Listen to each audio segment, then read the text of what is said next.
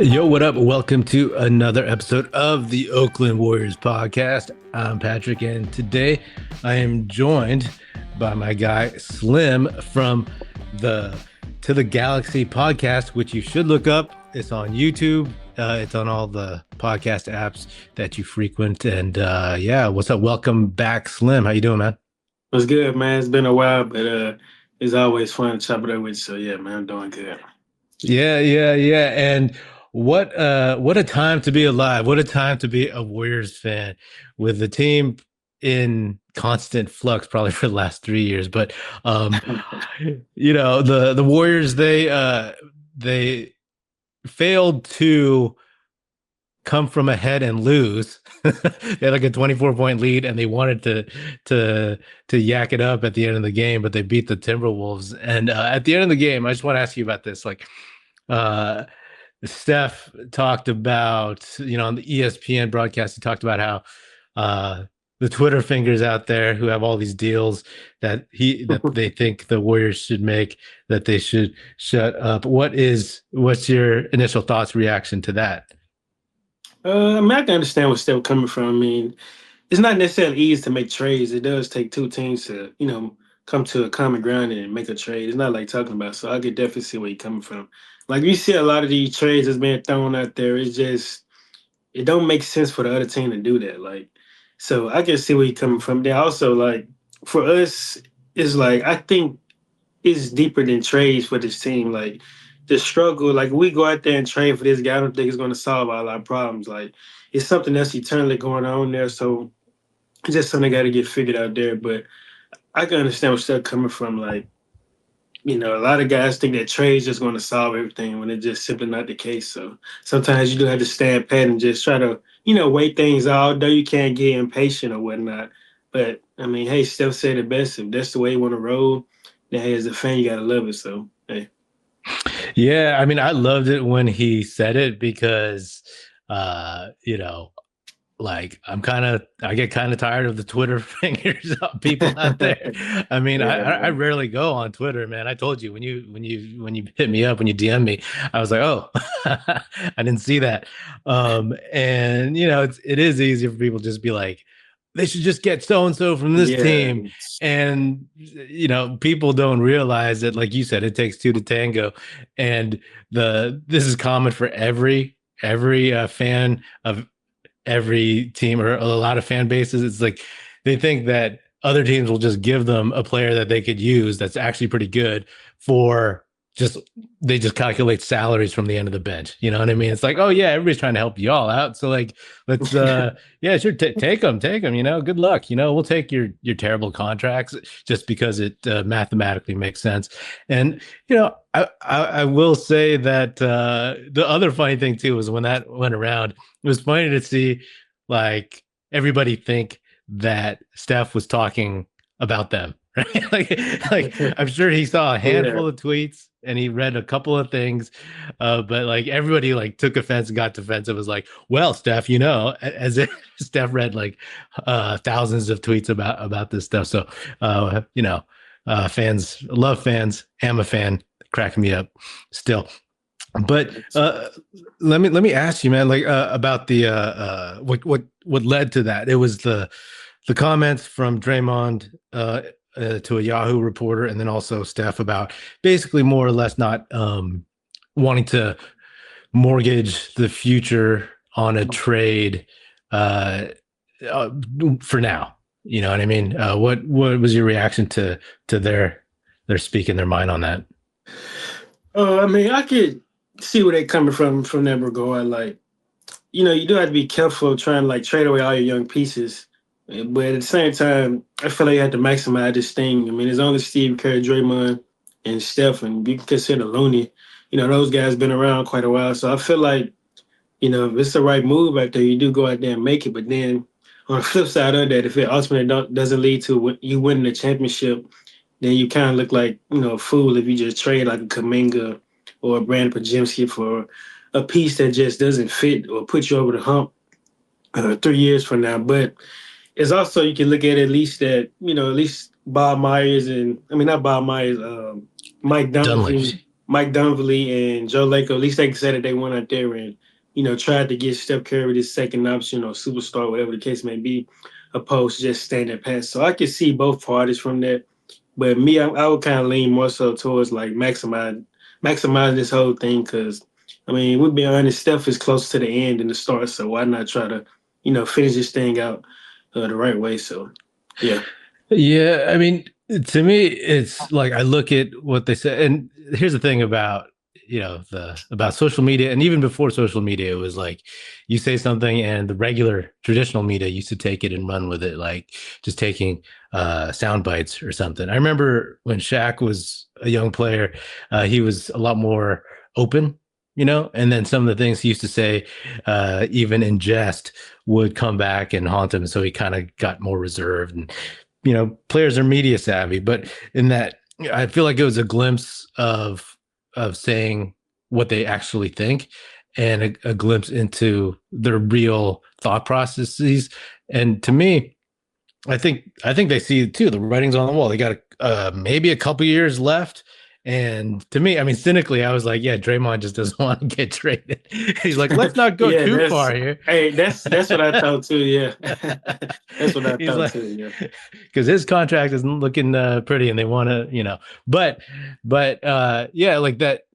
I think they realize this is how I take it that, you know, they they know that Dunleavy's going to try, but that if they go way too far with the assets, that they're done. If they go get Butler, in my opinion, they're done. Or if they give up too much for certain guys hmm and they're handcuffed, then they're done in the summer. They can't make a hypothetical move if someone gets free, wants to be traded, and they have no firsts if they give up too many. You know what I mean? So like if they go too far, and it's not so much about like, oh well, better luck next year, but like they realize that if they go too far now, then they're done. And it fails, they're done. You know what I mean? At least if they wait a little bit and they're quote unquote smart about it, then they could potentially uh, have that opportunity there. And I get that doesn't play well because that also makes me feel like, well, we knew they were mediocre the previous two seasons, but but now they're see that. they're they're admitting it and they're wrapping their arms around it. But I do think that they'll make a move. I do think they'll make a Yeah, I move. May think not so be like, too. Yeah, yeah, I think so but too. uh, getting back to that, I want to talk about trades and there's always names tossed about by fans, like ESPN, uh, Bleacher Report. Bleacher Report just makes up stuff. Like, so I want to go over some of these dudes and see what you think, and if Yeah. you like these guys and what you would if you would pull the trigger on any of them. All right, I'm gonna start off with Zach LaVine from the Chicago Bulls. I think he has a couple more years at 40 something million, but you would most likely have to give up Wiggins and then Yeah. some other dudes. What would you do that? Would you do that trade? See, that's the thing. Like, if we didn't have to include Wiggins, yeah, I'd do it. But giving away your best defender, I don't think that's the route to go. Because if you trade him, I mean, who's going to guard point of attack? I mean, you can't rely on GP2. He's pretty much in and out the rotation. So if you trade away Wiggins, that kind of leaves a hole right there as far as guarding the opposing team best player. Now, don't get me wrong, you are acquiring, an all-star, all NBA caliber player, Zach LaVine, who's averaging like I'm sure over 24 points per game. But you have to consider like what you're giving up to get him. If it was like the situation, from my understanding, I read a few reports that this past summer we could have got Zach LaVine in a trade package involving Chris Paul, $30 million contract. I would have been Yeah, on yeah. board to do something like that, opposed to giving away Wiggins. So if we got to give up Wiggins, man, then I'm not doing that, man. Yeah, yeah. I'm assuming you wouldn't want to give up Kaminga in that either. I wouldn't. I wouldn't. Okay, okay. Yeah, I mean the Levine thing, like it's funny because it's the contract and it's also the health that kind of vexes me in terms of him because like he's pure offense, bad defense, and it's tempting right now, as poorly uh as offensively offensive as this team is, you know? So it's tempting, and I'm of a mindset. I'm just like exhausted. Like I get where they're coming from. I don't want to make a dumb move, but I'm just kind of really honestly like bored with with watching this team play. Granted, like Kaminga is the guy I love watching play the most. And you know, it's not easy to just, watch like, Moody. uh, love Moody. I wish he had better development, but like, kind of pump fake, have a slow windup for a 3-pointer and then pass, you know what I mean? Um, so I also would not do the Levine trade, because all of a sudden maybe you're good offensively and poor Bad defensively. defensively, and then it's just reversed, and then I wouldn't do that. All right. Uh, let's see here. Do you want Brandon Ingram? Brandon Ingram. I would love to have Brandon Ingram on this team. He's 6'8". He's a shooting guard. Pretty much can do it all. Play, make, get to the rim, create his own shot, not only for himself but others. But it goes back to the contract situation. Like we would have to give up Wiggins, I'm sure of, because you're not giving up Steph. I'm sure you're not giving up Draymond. So I don't know how else you make it work without giving up Wiggins. So I'll be on board to get him, but it's like, man, is it worth giving up your best defender, for him? So Would you give up Kaminga for him? Because I know, again, I'm no expert on the.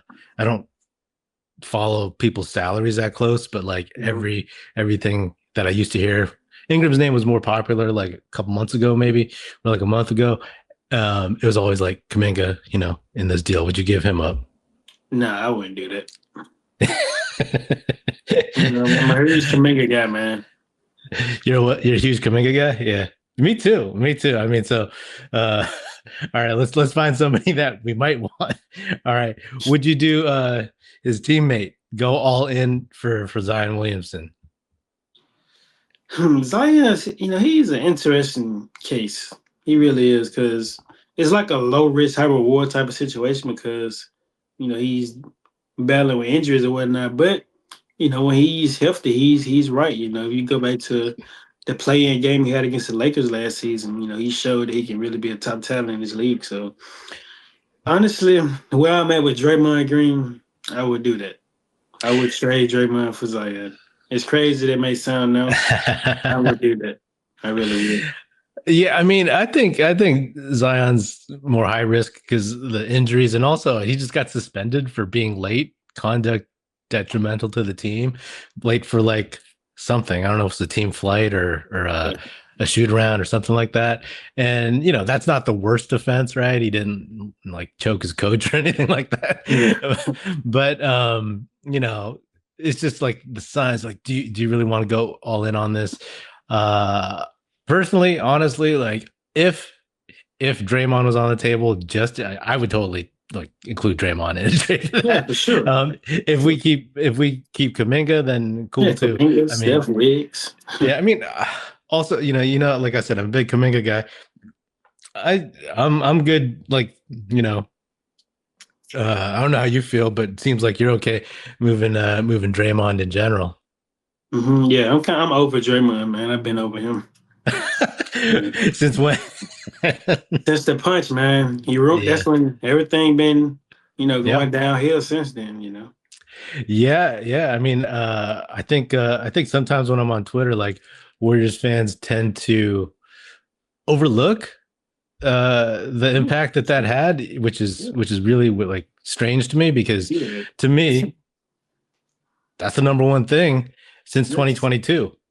Yes. Ever since that punch happened, like things has not been looking good for this team, man. So Yeah, and he then punched all the confidence out of Jordan Poole. Like his confidence is at an all time high for this team. Like mhm. it really was.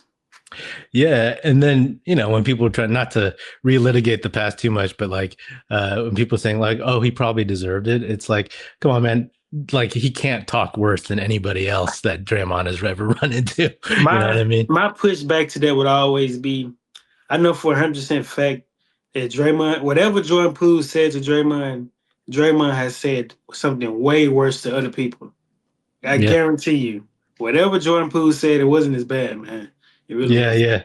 Yeah, I mean that was kind of my feeling too. That if he did say something like Draymond just didn't have anything, and he could only resort to to smacking him, right? I see a lot of people, go back, and obviously you can go back to the Wiseman pick, and not to again go off on too far of a tangent, but like the Wiseman pick. I mean, yeah, you can go like that far back, and obviously it didn't work out. Yeah. The poor kid's got a torn Achilles, and I don't know if he'll have an NBA career at this point. But like, they won a title with three rookies on their roster. Sorry, three lottery picks on their roster. Mhm. And to me, even if they were a bit young by drafting Baldwin and Rollins, uh, the idea that like it was the young guy's fault that they were so bad that year. No, no, no. I mean, you said it yourself. Like he blew up Poole's confidence, destroyed the chemistry. The young dudes are probably like, just what the hell just happened? You know what I mean? Like, Yeah. and they, and then Steve Kerr was forced because they were struggling so bad to play Anthony Lamb. You know what I mean? Yeah, So like, and Clay Thompson came out and made a statement. I was very disappointed in Clay. When the punch happened, like he said that we'll be fine when winning cures all.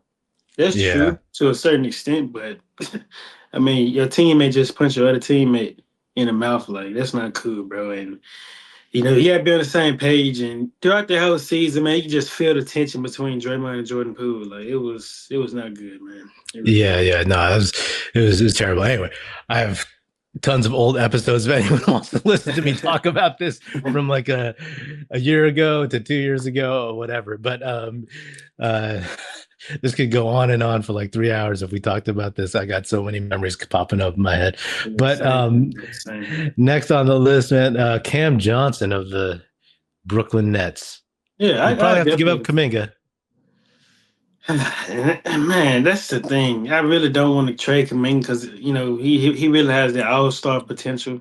You know, but Mhm. I would be on board to get Cam Johnson if there's a way we can get him without giving up Kaminga. Then yeah, for sure. Yeah, I mean, like, here's the thing: if they could get any of these guys to me and keep Kaminga, then like that's Warriors fantasy trade. Um, if maybe a couple months ago, like it was more feasible, but Yeah. what they don't need is a guy like I mean, Cam Johnson's great, but like a guy who's kind of a role player still, right? His ceiling is kind of hit, and if Mhm. and ever since Cam Johnson's name started really popping up, that's when Kaminga started getting like 30, 35 minutes a game, and he started like looking like he did for those last 5 or 6 games before he got hurt. So I'm not I'm not going to pass that off just yet for Cam Johnson right now. I love Cam Johnson. If we could get Cam Johnson, somebody on the Oakland Warriors Discord was like, I think we can get him for without giving up uh Kaminga. And I don't follow the Nets that closely. I know that they're unloading guys like Schroeder, or and then the Yeah. I forgot who went to the Lakers, but like if there was a way, then sure, great. That would be huge, but I just don't see it, and I wouldn't give up JK for that. I might give up Wiggins just because I love Wiggins. I love that his personality, his Yeah, just he's a cool guy, man. yeah, yeah. I love how like I don't know if you saw the clip. Slater asked him after the Timberwolves game Yeah, yeah, I about see with the locker room. Yeah, yeah, yeah, and he's like, I have no idea what happened. I love the fact that he just kind of pieces out and yeah, that's the way to be, bro. oblivious. And He's watching like animated shows. yeah, you talked about Dorian Finney-Smith. He went to the Lakers, and but see, that's the thing, though. From my understanding, like we could have got Cam Johnson, when we got Dennis Schroeder, but the next one they jumped to Kaminga. So Yeah, that was kind of the thing right there. yeah. So that's good. That's a no for that. But I still might give up Wiggins for yeah, I would because I feel like there's greater consistency with Cam Johnson. I like Wiggins' personality more than his up and down effort, but he was good against Minnesota, so I'll take that. It's a tough call for me. Vucevic. Yeah, I'm on board to get Vooch, man. Although he's not the greatest defender, he is a good rebounder. He is a guy that can, shoot the ball pretty well for a center. He can score down low in the post, make the right plays, and I think he'll fit this system pretty good. So, and I don't think that you would have to give up a ton of your assets like expiring contracts, maybe a Looney, GP2, maybe a Kyle Anderson or a Buddy, maybe a free picks, maybe if that. But I'm on board to get a guy like Nikola Vucevic for sure.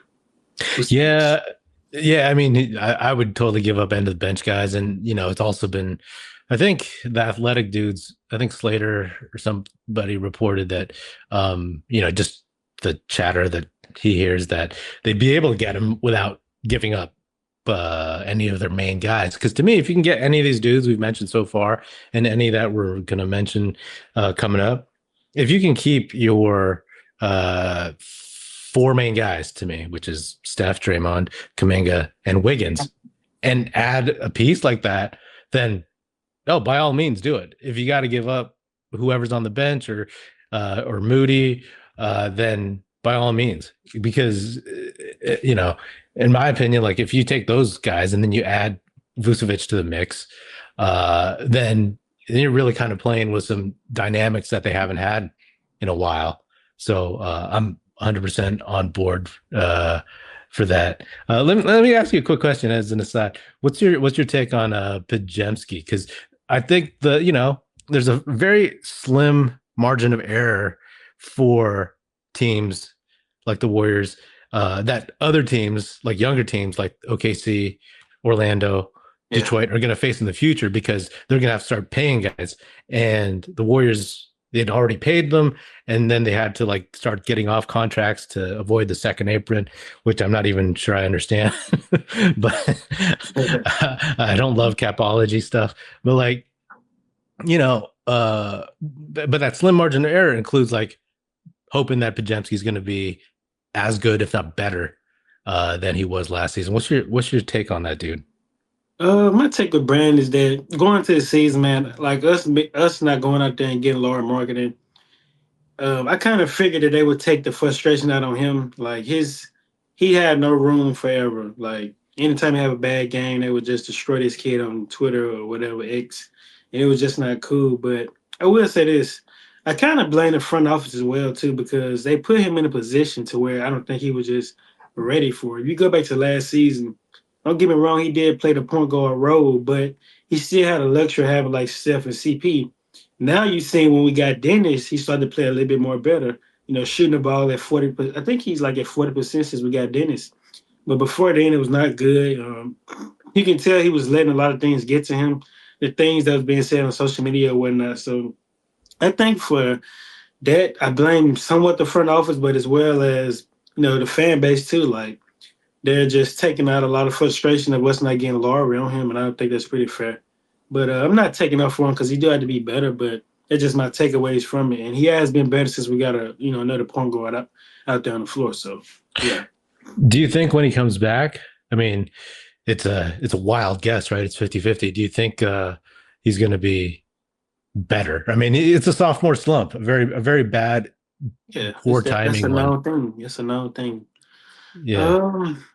I think he'll get better. Yeah, he's been out for about 2 weeks, I think. So I can see him getting better. Yeah. What would you move him? Like, are you one of those people that you're ready to, you're totally willing to move on from him if or you're one of those people that do you want to, you keep him, you think his ceiling is much higher? Depending on what piece we're talking about. If we can get a superstar, then yeah, I'd be on board to move him. Would you have included him? I mean, hypothetically, I don't even know if he'd be. I know what the Warriors would probably say, but like, would you include him in a trade for Vucevic? No, not Vucevic. No, I wouldn't do that. Not Vucevic. Okay. Yeah. In a Cam Johnson trade, That's interesting. assuming that he'd have to be like paired with. If we had to choose between him and Kuminga in that scenario, then I would choose Kuminga. So that would leave Pods to be on his way out. So yeah. Let me ask you, because like I'm curious about this too, because I think about this, because that's the thing about social media, right? If you're when you're Pajemski was like uh everybody loved him. He was a surprise last year, and then the expectation's so high, so he's getting slammed. And I'm sure he was loving the praise last season, and his social media feed is just like killing him now. So he's probably like frustrated by that. I mean, same thing happened to Clay, right? Everybody loved him, and then all of a sudden people started like 0 for 10, 0 for 10, 0 for Yeah, 10. it's crazy. But what do you think his ceiling is, Pajemski's? Because let's go back. Like when I look at his rookie season, I mean, I look at Clay's rookie season. I look at Draymond's rookie season. Granted, different makeup of the team. Clay had Monte in front of him. David Lee was in front of Draymond, but like he played better, had a greater effect on the court than either of those guys did. But do you think he has a ceiling? It's preposterous feeling to say that he's going to be better than them, but like, what do you think his ceiling is for the kind of player he is? Right, he's not Clay as a shooter, and he's not Draymond as a defender, or even like as in terms of size. Yeah, I think Brandon Pajemski's ceiling could be like a high level role player for like championship contending teams. Like if you go back to last season, he was pretty much doing all the little things on the floor, like taking charges, down for loose balls, things of that nature, the things that translate to ultimately help you win games. Those are the type of things that Steve Kerr just couldn't keep him off the floor because of those types of things. So if Brandon, he keep doing that and just try to be more assertive and be more effective from a scoring standpoint, then I could definitely see him being the elite role player in this league for sure. All star, all NBA, that's to me kind of pushing it because I've seen a lot of Warriors fans say that this past off season that that's his ceiling. I wouldn't get too ahead of myself and say that. Then again, I'm not saying he can't, but keep in mind he was the with all due respect, 19 overall pick for a reason. So Yeah. yeah, that's my takeaway from that. Do you see, like, do you have any comps for him? I don't even know what his comps were coming out of Santa Clara. Well, I know they compare him to Steve Nash. That was for sure one of his comps. Yeah. Maybe Jason Williams, maybe. Ooh, really? Just I see a trend with these comps. But like it's interesting, right? Because like lately I looked at him as because they always talk about it, at least when he was playing well, his, like you said, he does everything, and he does he's a connector, right? That's the Steve Kerr Yeah, term for like he can Steph, Draymond, but and that's why, because early in the season it was like he would have a really high plus minus and very few counting stats, like his point total would be low. And so like I very much, I've said this before, like I was like, okay, he's a little bit like Andre in the sense that he can come in and he can like do these things and make other guys better. And that's something that you always want. And while he may not get like the point total, he can do things to help you win. But lately, the as he was kind of having a rough go of it, I was like, oh man, I hope he doesn't turn into the dude that was supposed to be, like that Andre said was supposed to replace him, which is Pat McCaw, who had a good rookie year as a second rounder in a limited role, and then just totally, just fell yeah. apart. His second season, like my theory was that McCaw got shook when um when they traded for Nick Young, because all of a sudden, like those bench shooting guard minutes were no longer his, and he, Mhm. that's my opinion. I have nothing to base that on, just the eye test and Mhm. whatever my Yeah, imagination. But and I was like, did Pajemski get shook by when they picked up Buddy Hield? Anyway, maybe so, man. You never know. yeah, I don't know. I don't know. Like, I don't know if Pajemski can be like an all-star, all NBA. I don't necessarily see it, because he has to be great at Yeah. something. You know what I mean? And Clay was great and generationally unique at something. And same with Draymond. I don't know if Pods has that in him. But I hope so. I hope so because he's Yeah, still on the team. nice.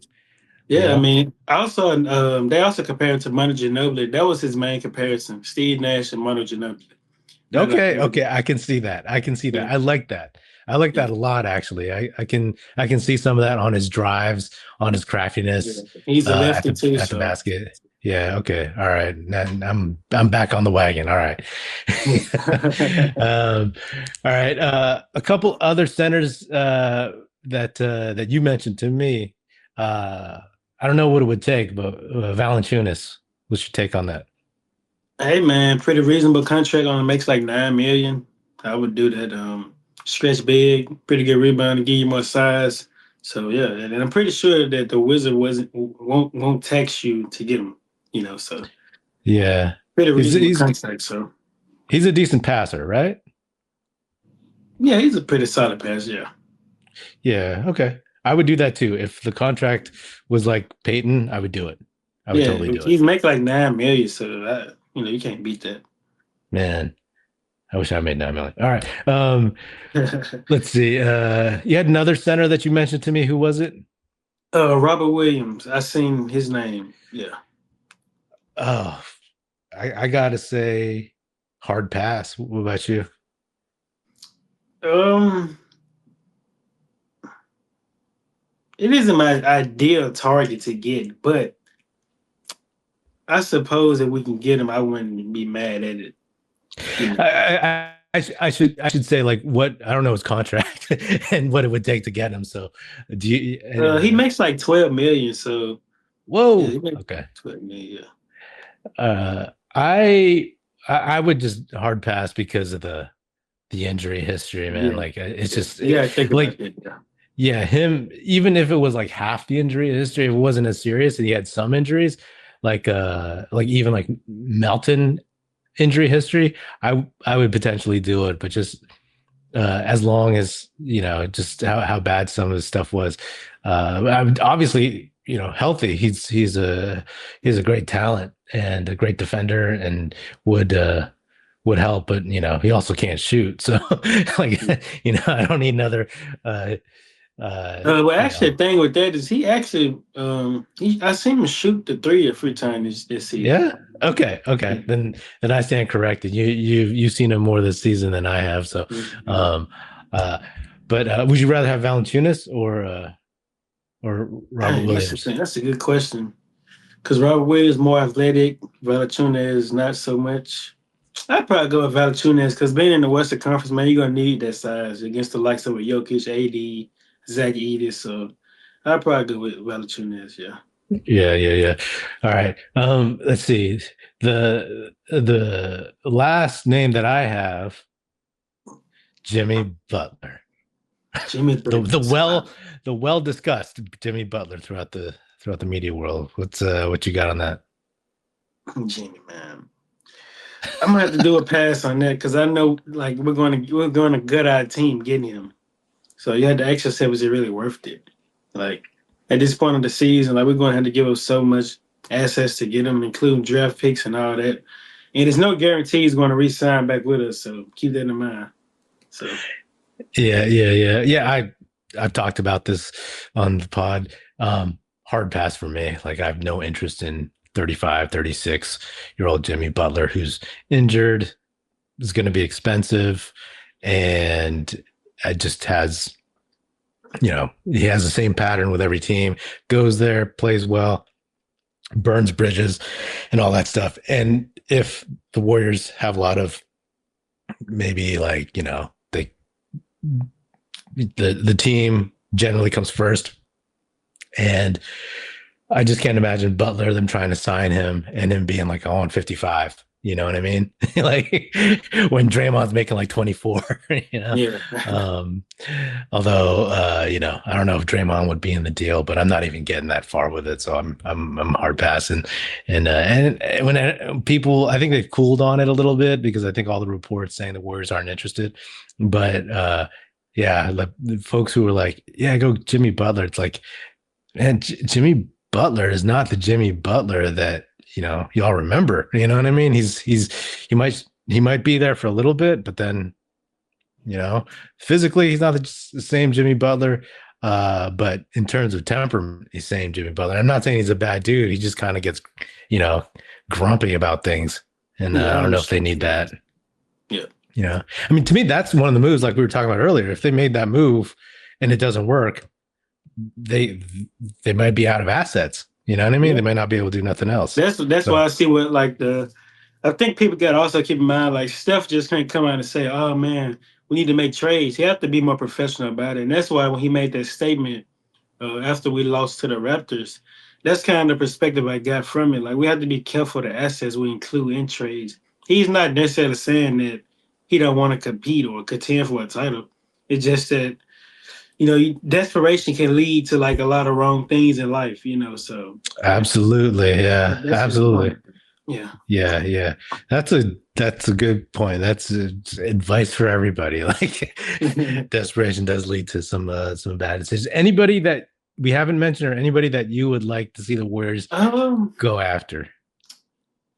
it's honestly one guy that I could think of, and that's Matisse Thybulle or the Huh. Portland Trailblazer.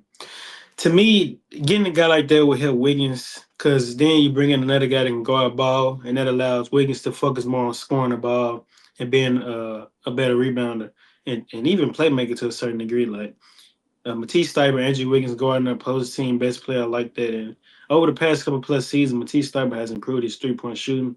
He's athletic and he gives you size. So I would be on board to get him. I think he'll make like 11 million.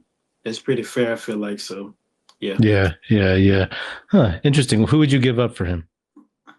I would actually give up GP2 for him. But it's gonna be hard Back to because Portland. yeah, that's what Back I to was finna say. It's gonna be hard because like when we made that trade, it didn't end off, on good terms with the Trailblazers. So that's going to be hard to do. So maybe Yeah, I we get a mean, third team involved or something. I don't GP might retire before going back to Portland. um, what about like Jeremy Grant? That probably cost Wiggins or something, but like, would Yeah, you? to me, Grant, he nice. He just makes too much money, man. Yeah, yeah, he got that deal, and it was like, really for him, you know? He Um, makes too much, man. yeah, I mean, he might be more consistent than Wiggins, but I just like having Wiggins on the team. I just like that dude. Wiggins Um, just guards, man. He guards. yeah, and let's see, anybody. So, what do you like? What do you think the Warriors going to do by this deadline? And then what do you think, happens after that? Like, where do you think this team goes this season? Mm, Depending on what move they make, I can guarantee a spot in the playoffs. That's just about it. Depending Yeah. on what move they make, if they go out there and get a stretch big, plus what we already have, I like our chance to get in the playoffs for sure. Yeah. I mean, it sounds like, you and I kind of somewhat in agreement that like some of these names are just not in general worth it, right? Like some of the guys that we were willing to part with Wiggins, definitely not Kaminga, but um, seems like we're both ready to get rid of Draymond and GP2. But Yeah, man. we're looking at the centers, we're looking at, potentially Valanciunas, definitely Vooch. But then some of the bigger names just don't seem like they're worth it because it's not a guarantee for anything, and those guys are gonna Yep. cost you a lot, in the future and in an actual trade. So um are you good if the Warriors just stand pat and get guys healthy? I'm not good, man. We did the same thing last trade deadline. If I'm being honest, I was actually shocked that we didn't make that one move. It was really Yeah. shocking because I basically like got up early and basically stayed around to the deadline time. And I was shocked. I mean, we made one last minute move, and that was trade Corey Joseph for a draft pick. But other than that, man, I was kind of shocked. But I feel like you can't stand pat once again. Like you have to make some type of move. So Same here, same here. I think they got to do something. What's your prediction for the move that they make? I do think they go out there and get a stretch big. Yeah. Who is that be? I don't know, but I think they go out there and get a stretch big for sure. I mean, there's also Kelly Olynyk out there. I don't know. I mean, he's on the Raptors, right? And they're tanking.